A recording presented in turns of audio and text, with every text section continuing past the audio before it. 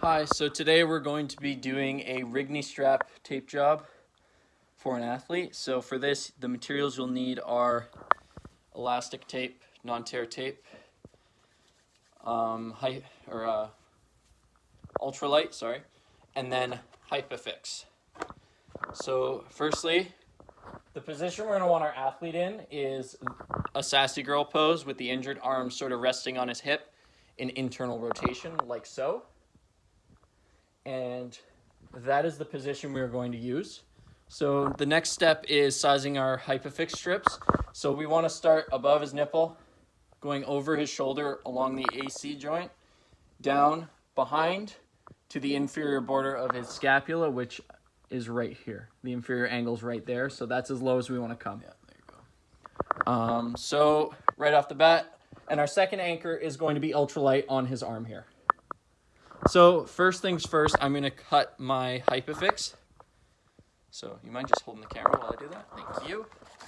So Hypafix, I have a pretty narrow band, which should be fine. So again, above his nip, over his AC, which palpate, right there is his AC.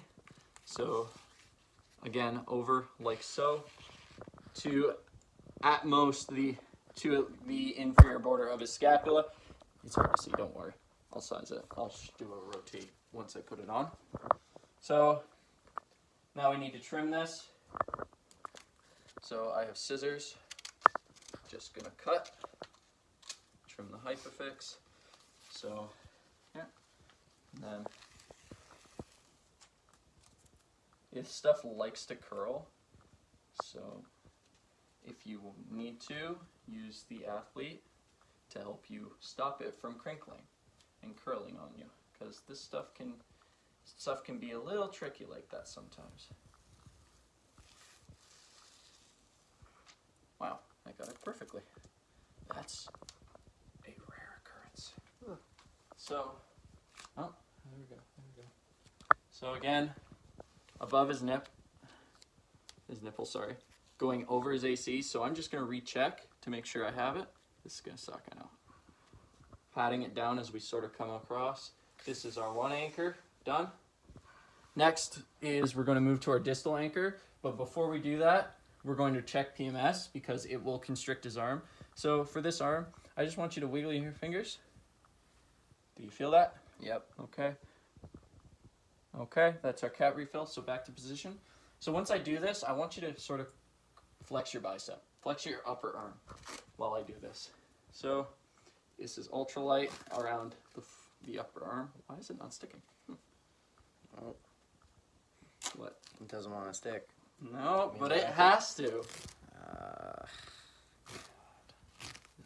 Why does this? This is the world's worst. It might be the cold. It's because it was in the car.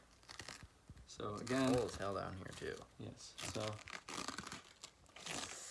Is that too? How close is that to your armpit hair? I don't know. Okay, I will stop there. I'll work my way back down. That is, you're still flexing, right? No, You stopped. I did stop. But I felt the difference. So that's our anchors. So we're now going to move on to the functional wrap using the elastic tear tape. am I allowed to move for 1 second and check my... Fuck. Yeah, I know. Sorry. It gets worse.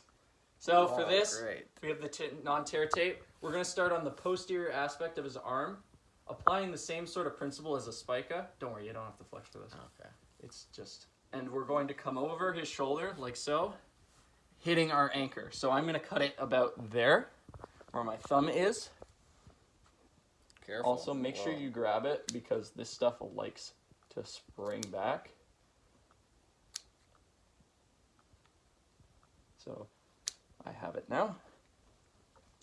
So notice how elasticy this stuff is. It immediately sprung back. That's why we want it. So that'll do that. So bigger people, you might need more strips to sort of restrict. Obviously, he's pretty lean, so I would opt for 2. Smaller ones, if this stuff is too wide, you can use the smaller width version of this tape. So I'm going to do one higher on his arm. I'm going to work up from there to sort of try and stop it from limiting his abduction so that he can still raise his hand above his head. So again, cut, cut, cut. Sorry.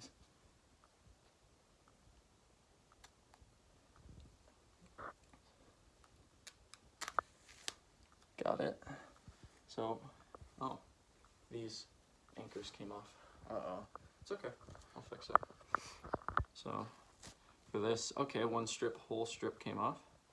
I'm going to take this chance to actually reapply this because I noticed it was too high.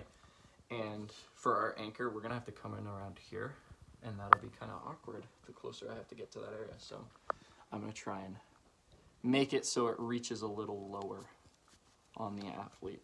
Like, that's a little better. So there. The second strip might be salvageable. It's okay. The second strip may be salvageable. If not, cut another one. So I'm going to cut another one. So same thing. I notice it's still coming off.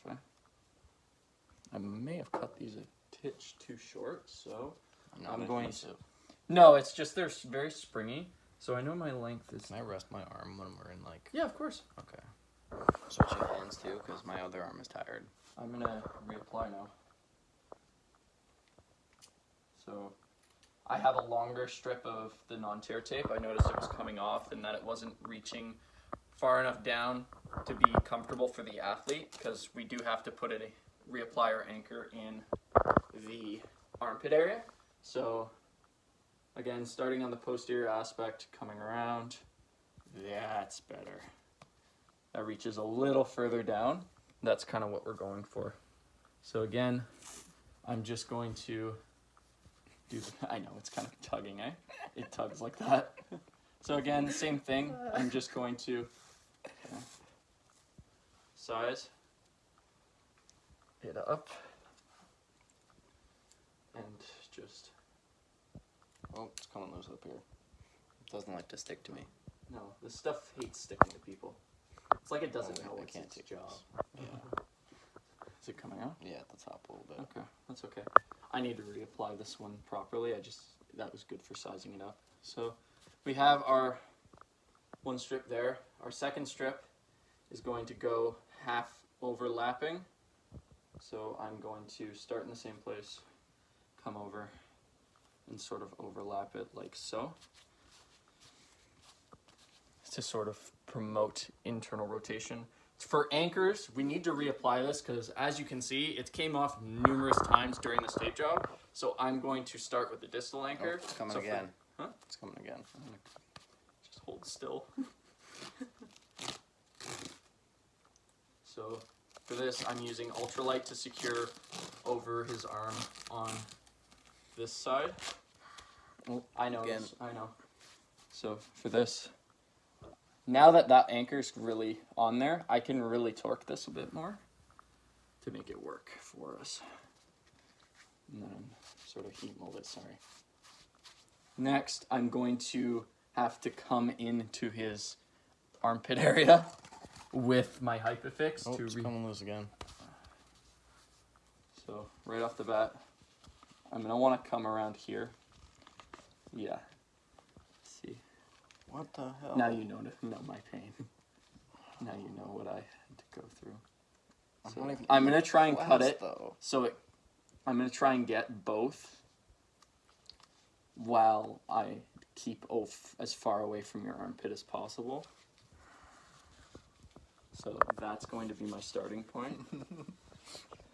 Now cut my Hypafix. I know it's kind of a pain. Trust me, I had to take this off a few days ago. Oh, great. I moved, my bad. Don't move. What am I telling you? You think you can move with tape on? Gosh. These patients. Scissors, bro. Stay where you are. Where did I put the scissors on the bed? Yeah. Alright. So I'm going to cut my strip of anchoring Hypafix.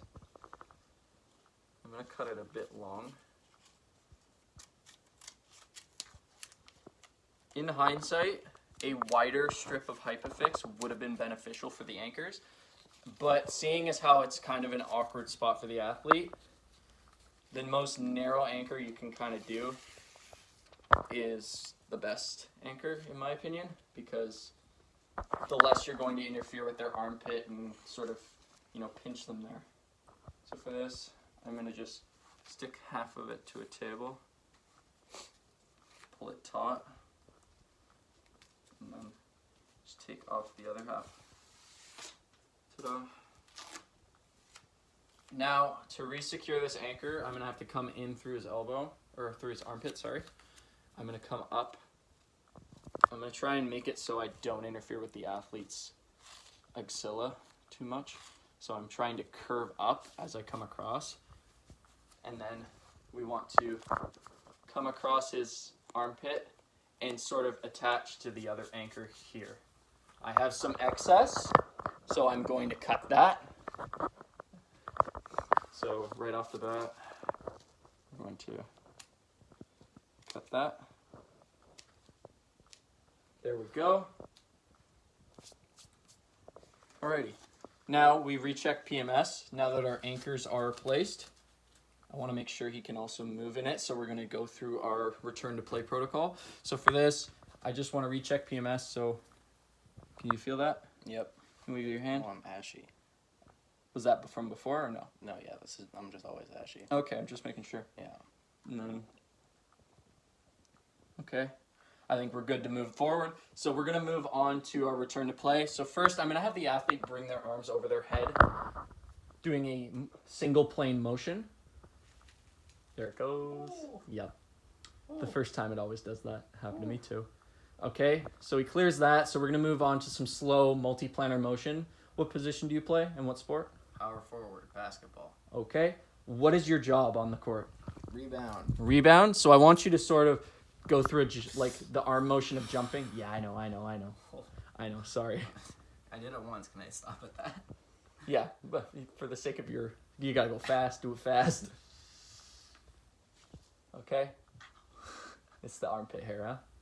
Yeah. So maybe the solution would be to ask our athletes to shave their armpit before applying this. Other than that, it's not bad. Is it rotating properly, pulling your shoulder in? Yep. Yeah? Yep. Perfect. So now we're going to move on to our balance and agility training. So as a power forward, he has to get under the net, get rebounds, go for layups. So I'm going to have him do a jump to test his balance.